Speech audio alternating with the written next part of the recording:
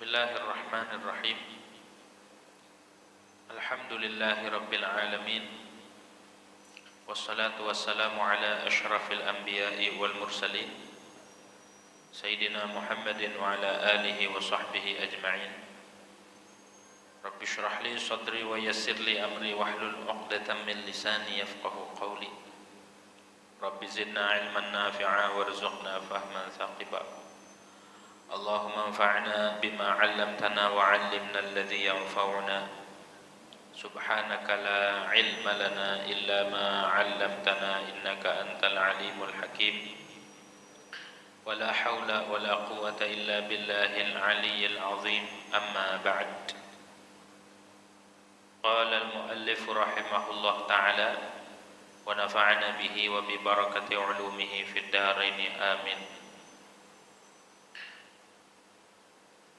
Kemarin terakhir membahas tentang sujud ya.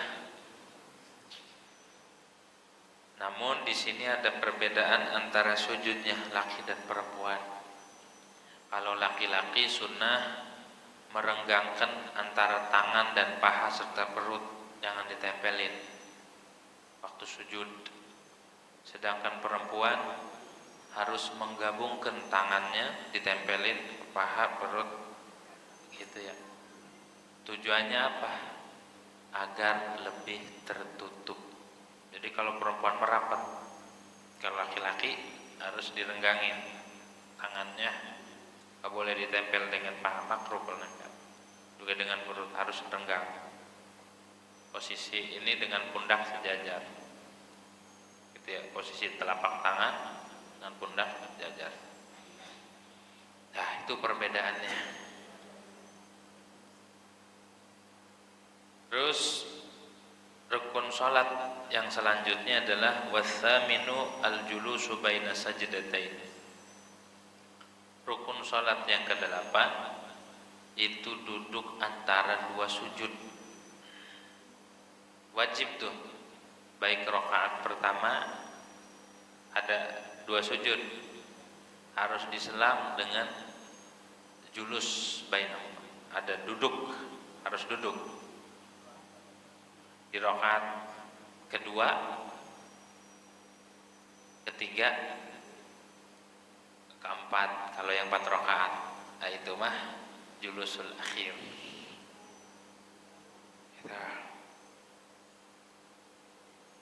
Itu wajib. Walau fin nafli, walaupun pada sholat sunnah, walaupun sholat sunnah ketika sujud harus diselang dengan duduk di antara sujud. Khilafan Ibnul Muqri, berbeda dengan Imam Ibnu Muqri.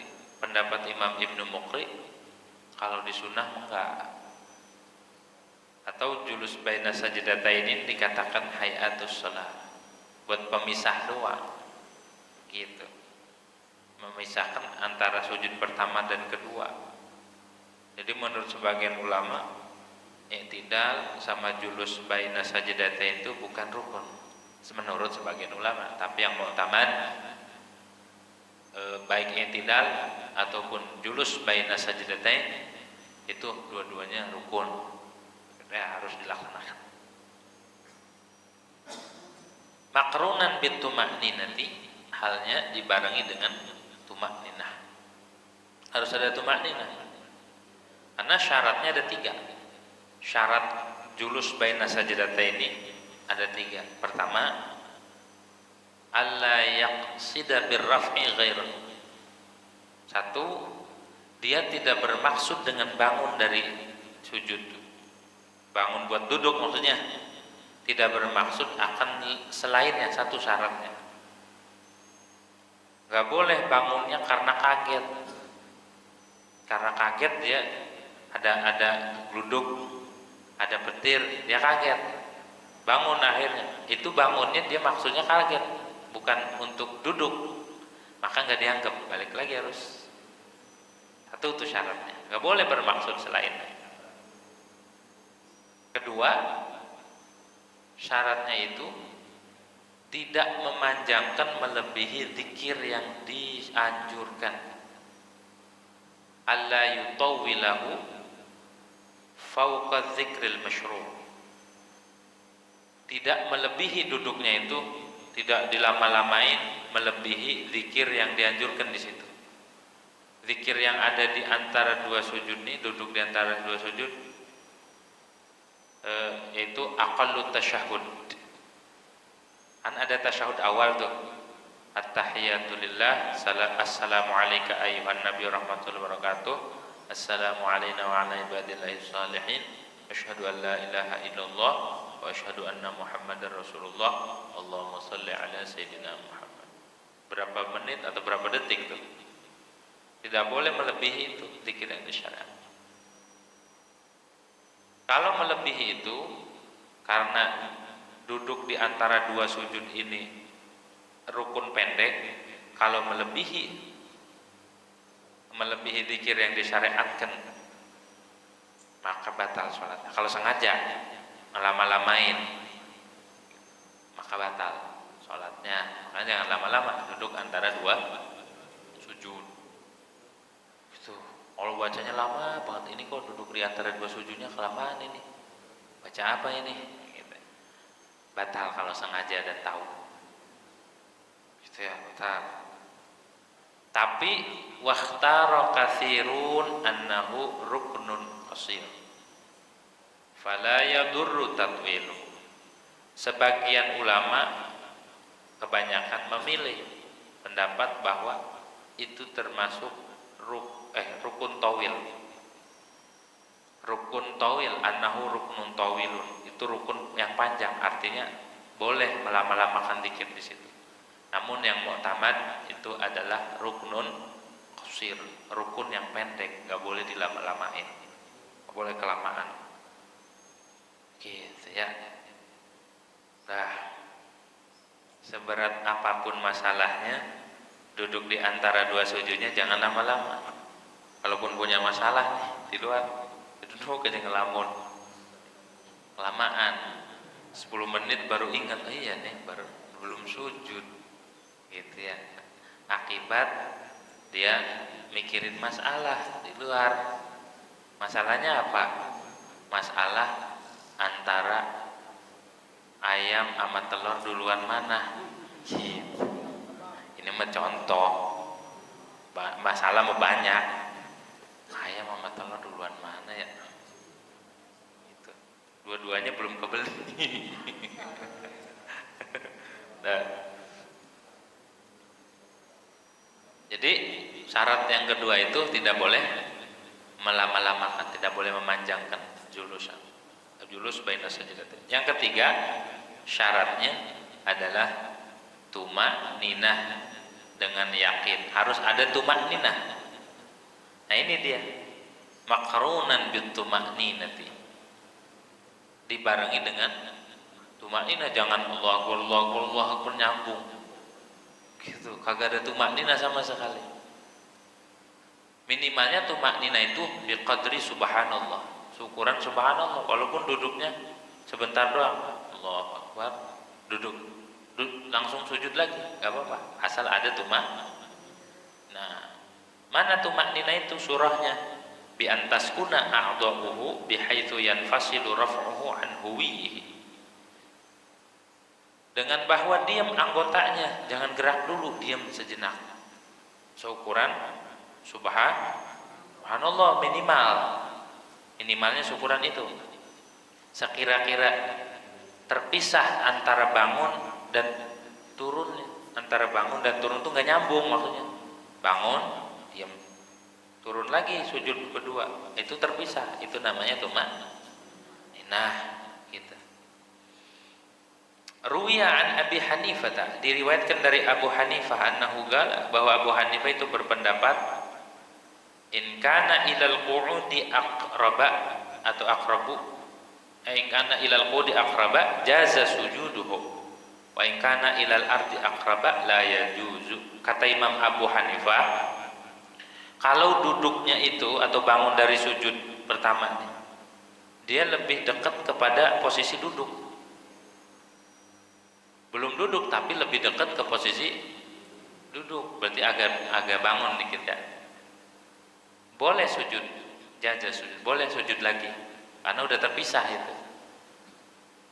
Tapi kalau wa ingkana ilal ardi akraba, kalau bangunnya itu masih dikit, sekira-kira dia lebih dekat ke tanah, bangun dikit doang, lebih dekat ke tanah ketimbang lebih dekat ke posisi duduk, maka kata Imam Abi Hanifah la yajuzu, nggak boleh sujud karena belum ada sujud,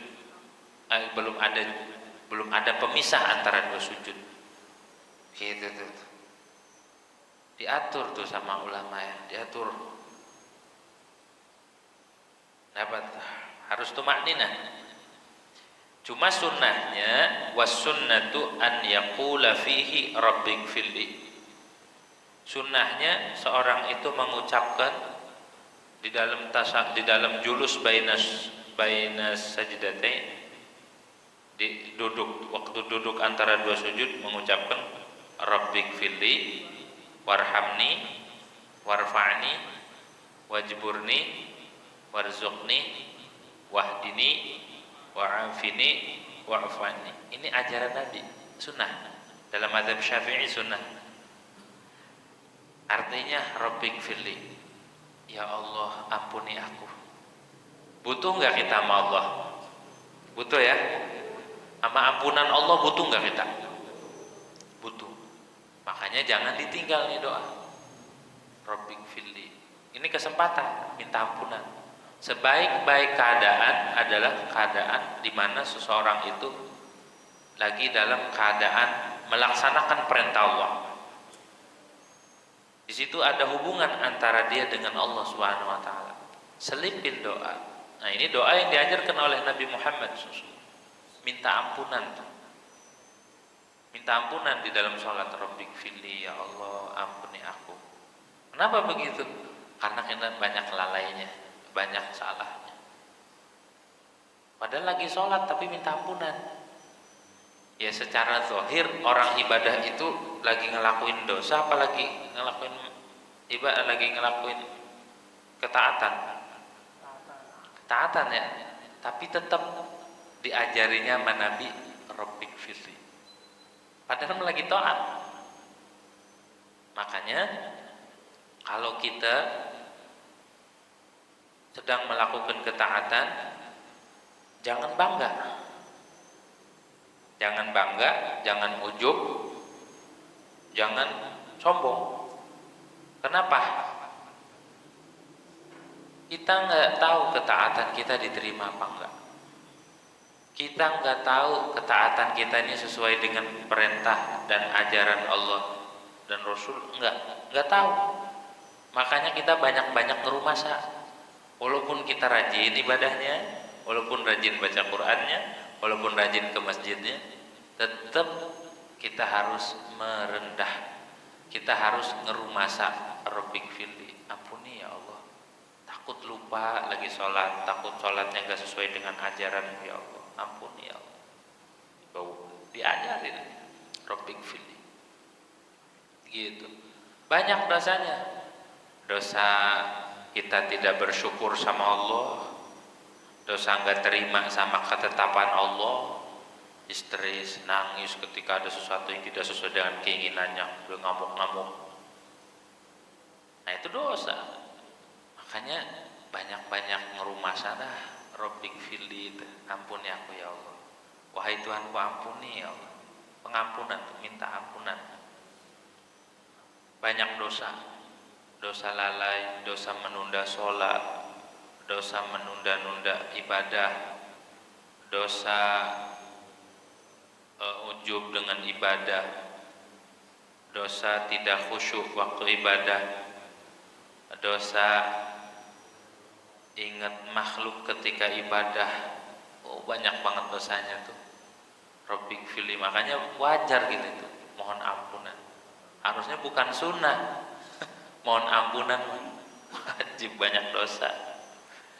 Rabbik filli warhamni, ya Allah, setelah diampuni sayangi aku ya Allah. Rahmati aku ya Allah. Habis diampunin minta disayang. Minta maaf dulu, jangan pengen disayang. Minta maaf, kita banyak salah. baru minta kasih sayang Allah. Dia pengen disayang, pengen dicintai, tapi nggak pernah minta maaf. Ingat, diajarin tuh sama Nabi, diajarin sama Allah di dalam sholat, minta maaf baru minta yang lain. Ini mudah minta apa aja. Kalau minta pesawat, minta rumah ya Allah, minta kereta, minta maaf kagak pernah. Dosa sering, kebanyakan minta gitu mah. Gitu ya.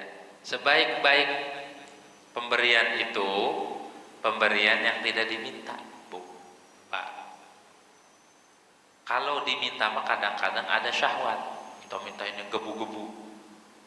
Ya, ada dorongan syahwat, ada keinginan, ada terselip di hati itu sesuatu yang tersembunyi. Makanya kata Imam Haddad, ma min tawiyatin illa wa fiha khafiyat. Khafiyat. Tidak ada dari satu maksud, tujuan atau niat melainkan di dalamnya ada hal yang tersembunyi. Minta ini, minta itu, kita nggak tahu. Yang tahu hanya Allah. Maka sebaik-baik anugerah adalah anugerah yang tidak diminta atau disebut fadlum minallah. Anugerah Allah yang tanpa diminta tuh. Artinya malu kita banyak minta. Emang apa? Orang diminta aja Allah mengasih. Gitu. Enggak diminta aja Allah sangat baik. Ngasih mulu. Malu nuntut-nuntut Allah. Malu ngeluh sama Allah. Terus enggak ngedoa tapi ngedoanya sekedar ibadah aja. Matuin perintah Allah. Dah. Adapun urusan diijabah dan tidak, itu terserah Allah. Enak tuh. Coba kalau kita pengen diijabah hati kita, dongkol kalau nggak dijabah-jabah. Hah? Syahwat jadinya. Nafsu ngedoanya. Nafsu akhirnya kita ngedoa. Make doanya, make pujian-pujian, make sholawat, tapi ternyata nafsu. Biar kagak nafsu, serahkan semuanya sama Allah. Terserah engkau ya Allah lah. Udah. Baru ngerti kan adabnya berdoa, ternyata bukan menuntut, bukan ngatur Allah, tapi pasrah aja sama Allah. Gitu ya. Memohon boleh, meminta boleh, doa boleh, tapi jangan ngatur. Jangan coba-coba ngatur Allah. Pengennya ini ya Allah, pengen itu ya Allah, pengen. Jangan coba-coba. Nanti dongkol sendiri, pegel sendiri. Tapi kalau kita nyerahkan urusan kepada Allah, nah, dua tuh, Rabbik filli warhamni, warfa'ni ya Allah, angkat derajatku, tinggikan aku ya Allah di sisimu, angkat derajatku, warfa'ni, gitu ya, warfa'ni, diangkat derajatnya daripada tujuan yang hina tadinya himmah daniyah, himmahnya atau semangatnya atau cita-citanya itu rendah, diangkat ya Allah, mudah-mudahan digabungkan dengan orang-orang saleh. Gitu tuh, angkat derajatnya, angkat keinginan dan cita-citanya. Dulu mah pengen ngumpulnya sama orang-orang yang ahlu dunia, sekarang mah pengennya ngumpulnya sama ahlillah aja ya Allah. Yang memiliki tujuannya itu adalah Allah dan Rasul aja. Dulu mah pengen ngumpulnya sama ini, sama itu, sama ini, di mana aja nongkrong. Gak ada tongkrongan, nongkrong di atas genteng, di atas pohon. Sekarang udah bosen, udah nongkrong sana, nongkrong sini, nongkrong kafe sana, kafe sini. Udah waktunya sekarang mendekatkan diri kepada Allah. Itu namanya himmah aliyah atau himmah aliyah, semangat atau cita-cita yang tinggi. Jangan pengen ngumpul sama ini, sama itu, makhluk. Ya, udah nggak resep. Udah angkat. Wajburni ini maknanya aywasturni, tutupi aku, tambal kekuranganku ya Allah, tutupi kekuranganku ya Allah. Setiap kita punya kekurangan masing-masing ya. Setiap kita ini punya aib. Jangan merasa suci, jangan merasa orang lain tuh lebih rendah dari kita, jangan menganggap begitu. Justru kita begini karena ditutupin sama Allah Subhanahu wa ta'ala. Andai aib kita dibuka nih sama Allah, nggak usah orang lain, diri kita aja orang sanggup. Andai dosa kita atau aib kita dibukakan sama Allah, nggak usah orang lain, diri kita aja udah nggak sanggup. melihat itu, bisa mati. Makanya minta sama Allah semoga aib-aibnya ditutup, semoga kekurangannya ditutup, baik kekurangan lahir maupun batin, mau kekurangan dunia ataupun akhirat atau agama. Kekurangan agama tuh sholatnya belum pati rapi, ilmunya belum, ininya belum. Mudah-mudahan kekurangan tersebut Allah tutupin. Kalau urusan dunia ya banyak hajat-hajat dunia, kekurangan, mudah-mudahan Allah tutupin. Wajburni warzuqni, minta rizki sama Allah, ya Allah beri aku rizki. Rizki itu ada dua, ada rizki zahir, ada rizki batin, gitu ya. Kita fokusnya jangan hanya rizki zahir, rizki batin kagak diopenin. Kesehatan mental, kesehatan rohaniyah kita nggak diminta. Kita meminta sehat badannya dan lain sebagainya, minta biar ekonominya lancar dan lain, tapi batin kagak diopenin.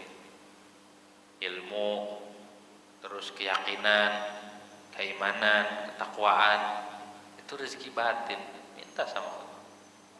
Rezeki batin, paham ilmu, bisa ngamalin ilmu, bisa tenang, tentrem sama Allah, itu rezeki batin. Tidak semua orang ngaji dikasih ketentraman, kenyamanan. Tidak semua orang yang ibadah dikasih ketentraman, kenyamanan hidup. Ada orang ibadahnya rajin, tapi sama Allah masih ragu, sama urusan rezeki masih ngeluh, sama Allah ragu, masih belum tenang hatinya. Padahal ibadahnya rajin, gitu. Padahal baca Qur'annya rajin, padahal ke masjidnya rajin, kalau ada acara-acara agama paling rajin. Tapi kenapa dia tidak mendapatkan ketenangan, dia tidak mendapatkan kenyamanan, keyakinan, keteguhan di hati? Karena nggak diopenin hal itunya. Yang dia prioritaskan hanya zahir. Pengen beli inilah, beli itulah, pengen ini, pengen itu. Sementara batin kita orang diopenin, rusak. Gitu ya. Minta sama Allah biar dikasih rezeki, hati ini biar nerima sama ketetapan Allah, biar tenang, biar tentrem. Begitu. Kalau orang sudah mendapatkan rezeki batin, rezeki zahir, pasti sekecil apapun dia syukurin nanti. Gitu ya. Tapi kalau orang itu belum mendapatkan rezeki batin, tidak ada kepuasan di hati. Nggak ada. Dikasih ini kurang, dikasih gini kurang aja udah bawaannya. Nggak ada kepuasan. Hanya minta sama Allah, warzuqni, rezeki, terutama rezeki ilmu. Gitu ya. Susah ilmu itu. Kata Abu Yazid Al-Bustami, saya mencoba mujahadah bertahun-tahun, tidak ada yang paling berat selain mujahadah dengan ilmu. Ilmu itu susah, sulit. Gitu. Makanya kata Imam Haddad, beliau katakan, yang bagi laka antuqida sirajan minal ilmin nafi' wal amalis salihi fi zulumatid dunya hatta tatlu'a fajrul mauti au syamsus sa'ah. Seyogyanya, selayaknya, semestinya, sepatutnya engkau nyalakan sirajan, akan pelita. Apa pelitanya? Minal ilmin nafi', daripada ilmu yang manfaat. Jadi kita ngaji itu nyari ilmu yang manfaat buat mengarungi kegelapan dunia, kehidupan dunia yang gelap gulita ini. Diibaratkan kalau nggak ada ilmu gelap, apa aja diterjang, halal haram nggak tahu, makan aja dah. Kalau ada ilmu yang manfaat, awas, nggak semua ilmu manfaat. Kata Imam Haddad, nyalakan, bawa obor, bawa senter. Kalau kita mau ke tempat gelap, dunia ini diibaratkan tempatnya gelap. Obornya itu, pelitanya adalah ilmu yang manfaat. Ilmu yang manfaat itu ciri-cirinya ilmu yang mewariskan rasa takut kepada Allah Subhanahu. Satu,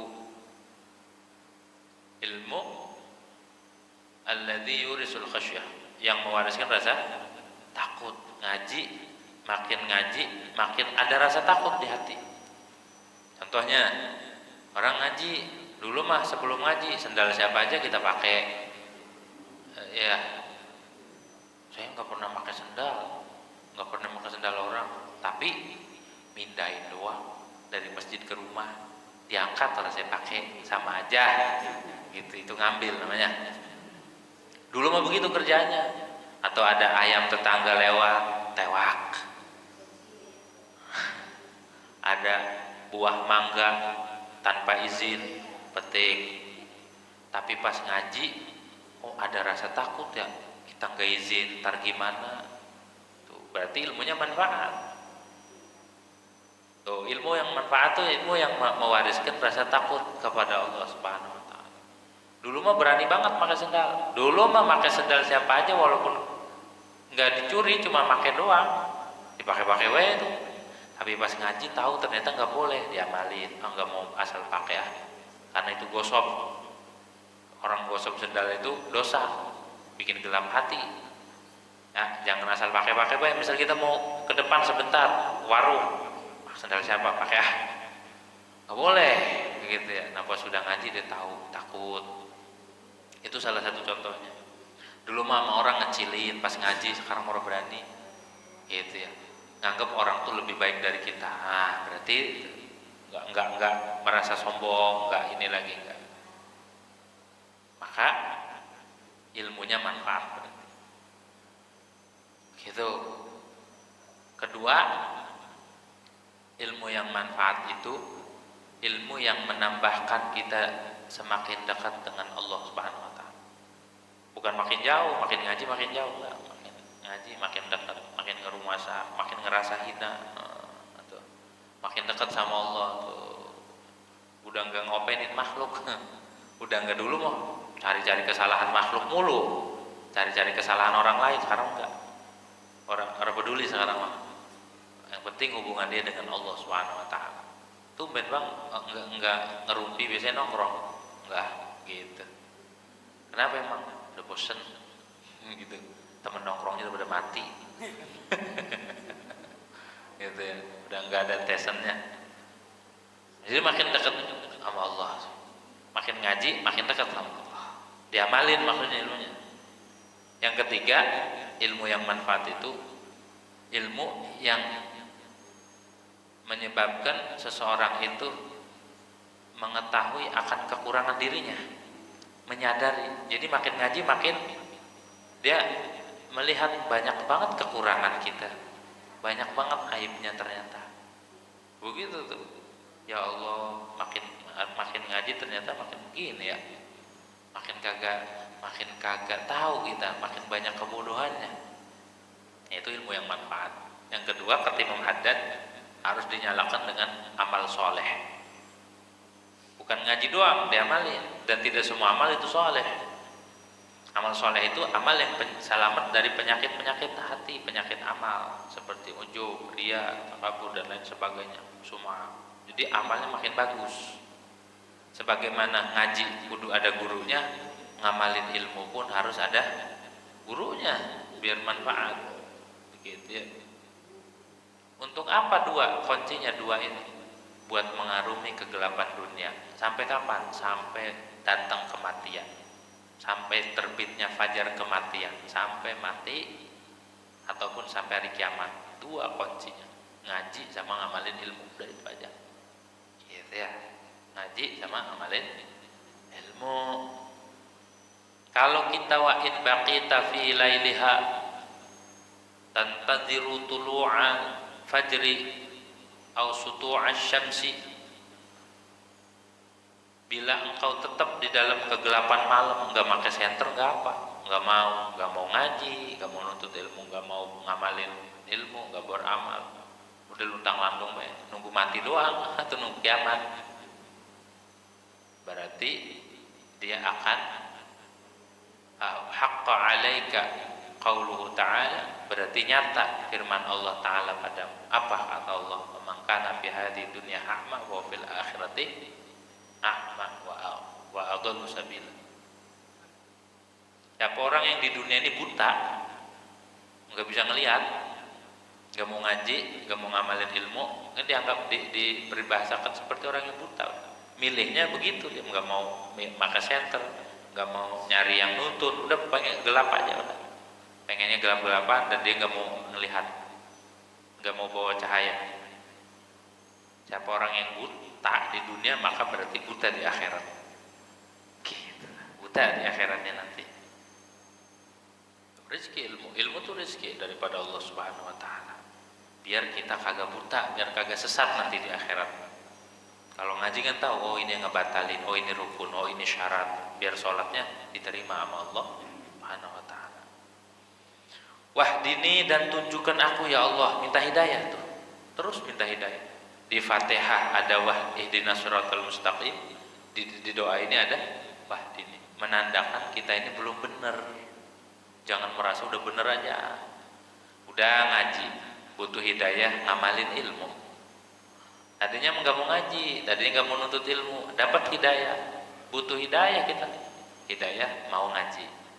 Udah mau ngaji, belum ada hidayah buat ngamalin ilmu, minta sama Allah, wahdini ya Allah, tunjukkan. Udah dapat hidayah ngamalin ilmu, belum dapat hidayah buat ikhlas, minta terus. Udah ikhlas minta hidayah yang lain. Jadi jangan merasa udah puas kita, udah ibadah udah aja. Jangan menganggap kita udah rajin ibadah udah, jangan. Kadang-kadang orang yang ibadahnya rajin padahal dia lagi maksiat. Apa maksiat? Merasa dia paling mulia, merasa dia manusia yang top. Itu udah, perasaan itu dibuang. Minta hidayah sama Allah. Ya Allah, mudah-mudahan kita ngaji, kita ngamalin ilmu juga dapat hidayah, membuang perasaan-perasaan menganggap diri kita mulia.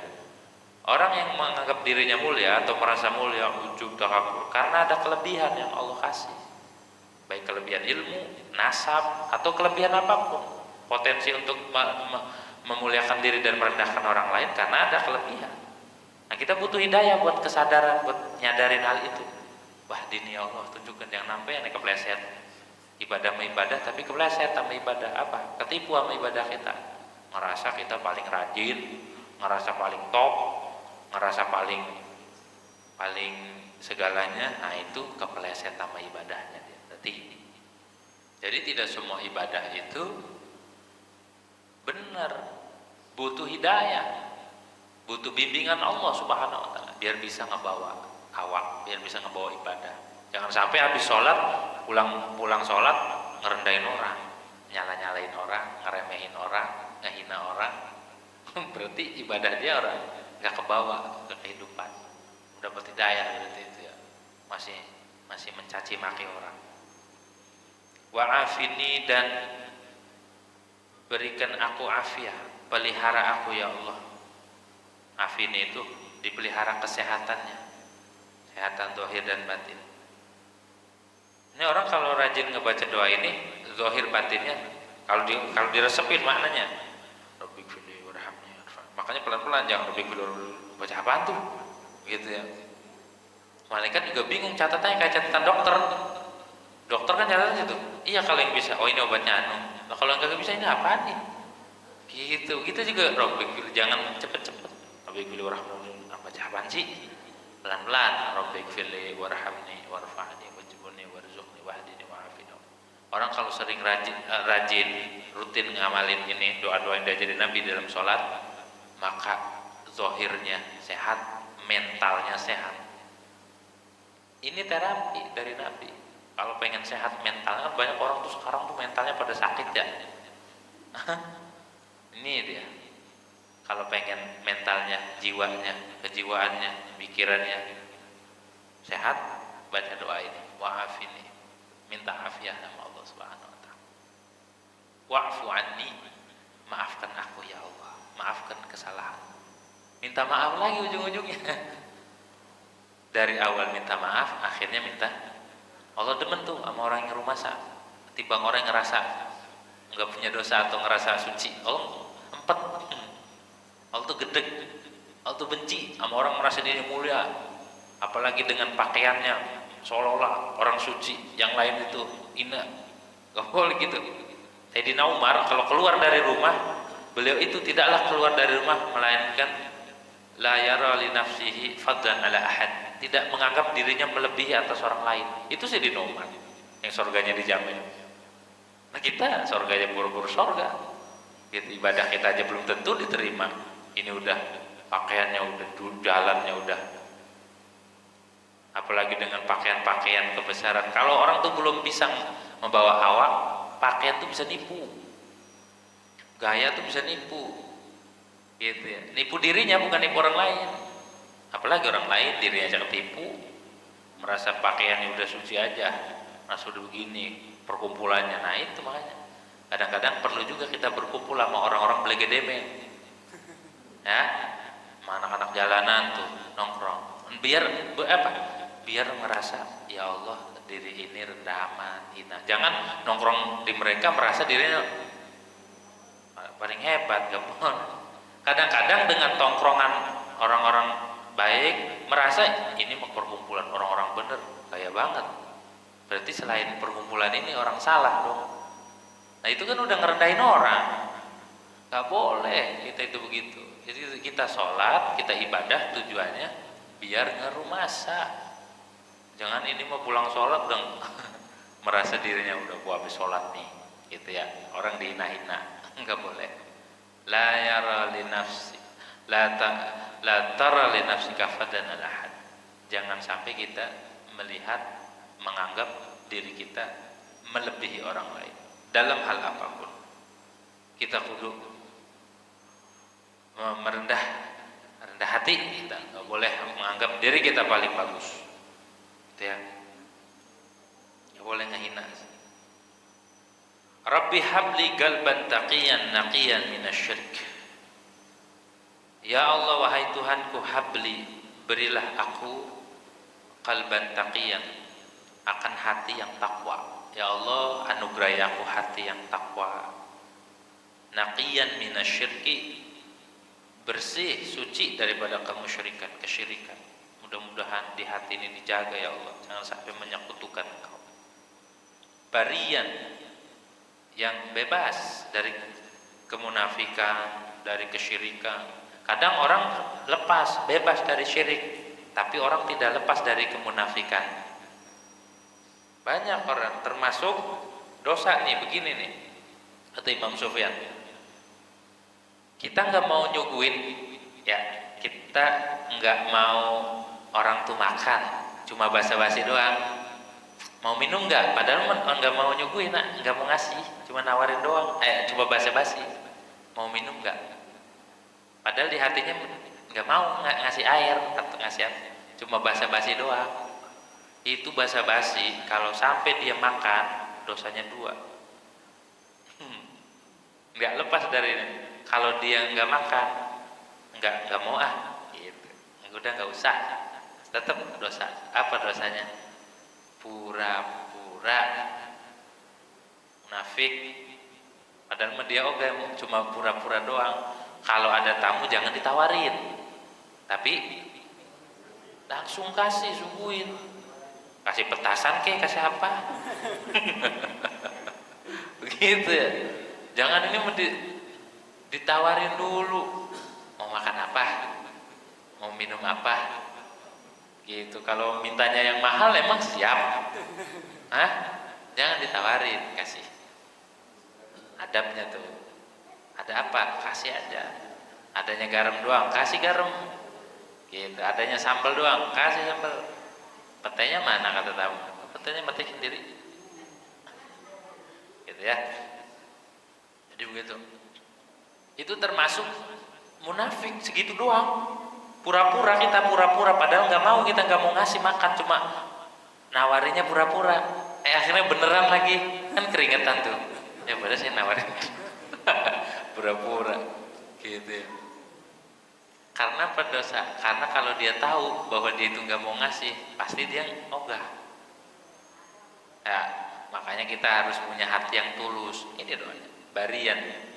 Kadang-kadang kita minta hati yang suci, bersih dari kemusyrikan, gak nyakutuin, tapi kemunafikan ada. Makanya kita nggak boleh dah punya hati yang munafik. Iya, enggak.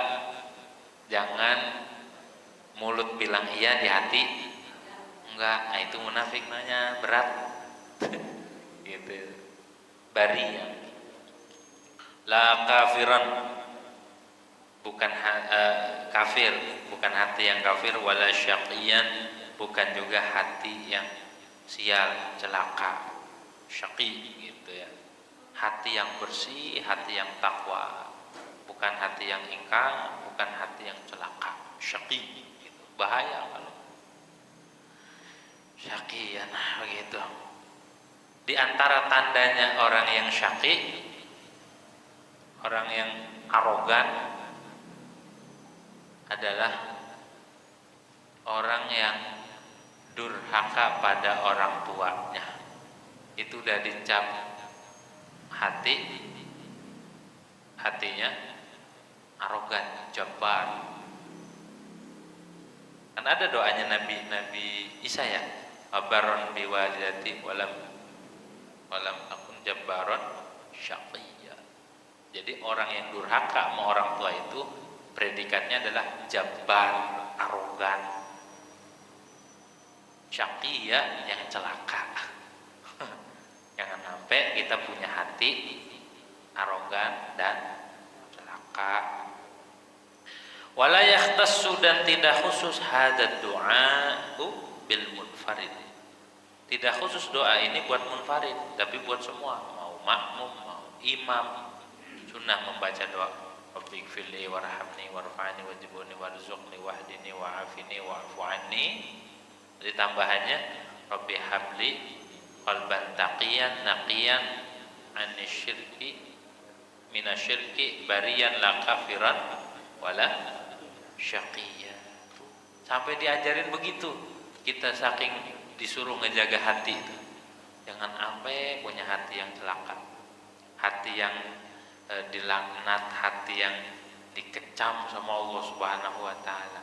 Penampilannya mau orang soleh tapi memiliki hati atau watak sifat yang mencerminkan hati orang-orang munafik, ataupun hati orang-orang musyrik, ataupun hati orang-orang ingkar kepada Allah Subhanahu wa taala. Hati itu dijaga ya. Urusan hati itu penting. Gak gampang ngejaga hati itu. Hati itu dengan dikatakan galeb. Kenapa? Karena sangat cepat dia taqallubi, bolak-baliknya. Kadang A, kadang B. Itu hati itu. Hati mau cepat bolak-baliknya, berubahnya. Makanya minta sama Allah biar konsisten, biar punya hati yang teguh, istiqomah, terutama membawa iman dan Islam sampai wafat. Itu yang sangat kita takutkan. Apakah ngejamin kita itu rajin ibadah, rajin ini tidak keluar iman dari dada? Belum, enggak ngejamin. Siapa yang bisa ngejamin tetap iman Islam? Hanya Allah. Jangan kita berpatok sama amal kita. Jangan kita berpatokan atau berpegangan sama diri kita. Wos, tenang, dia mau keturunan orang baik, turunan kiai, turunan habib, turunan orang soleh, turunan ini. Gak ada yang ngejamin. Yang bisa ngejamin itu hanya Allah Subhanahu wa taala. Makanya benar-benar kita harus tawakalnya sama Allah Subhanahu. Jaga hati, minta perlindungan, minta penjagaan sama Allah Subhanahu wa taala. Wattasi'u al-julusul akhir wallahu a'lam bishawab. Al-Fatihah. A'udzubillahi minasyaitonir rajim. Iyyaka na'budu wa iyyaka nasta'in. Ihdinas siratal mustaqim. Allahumma ighfir lana min khashyatika ma tahulu bihi bainana wa baina ma'siyati ta'atika wa tuballighuna bihi jannataka wa min al-yaqini ma tuhawwinu bihi 'alaina masa'ib ad-dunya. ومتعنا اللهم بأسمائنا وبصرنا وقتنا أبدا ما أحييتنا واجعله الوارث منا واجعل ثأرنا على من ظلمنا وانصرنا على من عادانا ولا تجعل مصيبتنا في ديننا ولا تجعل الدنيا أكبر همنا ولا مبلغ علمنا ولا غاية رغبتنا ولا تسلط علينا بذنوبنا من لا يخافك ولا يرحمنا. اللهم نسألك موجبات رحمتك وعزائم مغفرتك وسلامة من كل إثم وغنيمة من كل بر والفوز بالجنة والنجاة من النار. ربنا لا تدع لنا ذنبا إلا غفرته ولا هما إلا فرجته ولا كربا إلا نفسته ولا عدوا إلا أنت الرحيم